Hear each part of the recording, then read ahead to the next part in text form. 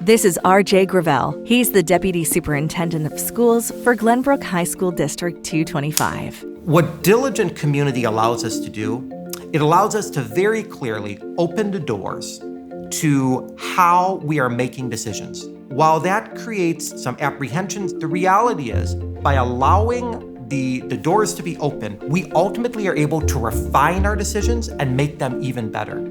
Our family members at home, some struggle with listening to a recording online meeting. They need that closed captioning. And then some of our family members like not only to watch and see what's going on, they like to follow the guide. They like to see the agenda. What were the conversations that took place as we're making decisions about what classes to offer, what our class sizes look like, what different experiences our students will have outside of their academics? Diligent Community provided that single pane of glass. We have in one screen, we have our video, we have our agenda, and we have our supporting information all in one package.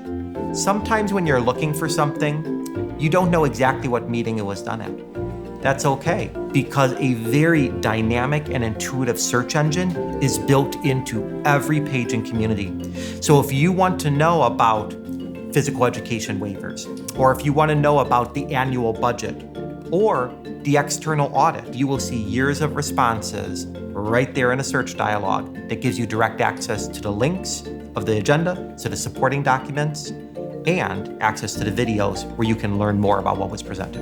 One of the most important roles of a Board of Education is to maintain and develop policies that ultimately serve as the governing documents for the organization. In the past, policy development took place in a policy committee. You would go through a cycle of 5 or 6 policies.